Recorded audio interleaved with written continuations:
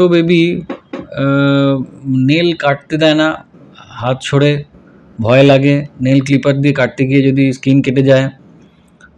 এটা একটা common problem যেটা মায়েরা ফেস করে থাকে।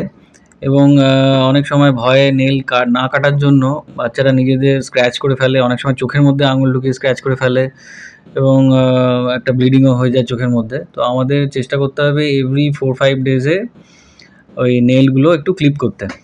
তো আমি সবসময় রেকমেন্ড করব, এক ধরনের কাঁচি পাওয়া যায়, আপনি যদি অনলাইনে কেনেন বেবি নেল কাটিং সিজার যদি লেখেন, এক ধরনের ভোঁতা কাঁচি, ছোটো ছোটো ভোঁতা কাঁচি পাওয়া যায়, যেগুলোতে আপনি যদি স্কিনের ওপরে কেটেও মানে চালিয়েও দেন তো স্কিন কাটবে না, কিন্তু নখগুলো কেটে যাবে।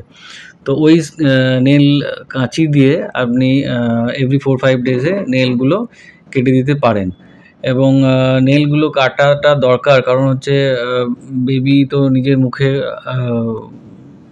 হাত দিতে থাকে, তো সেই নেলস দিয়ে অনেক সময় চোখের মধ্যে কর্নিয়াতেও স্ক্র্যাচ করে দিতে পারে, তো সেটা মেবি তখন হার্মফুল হতে পারে।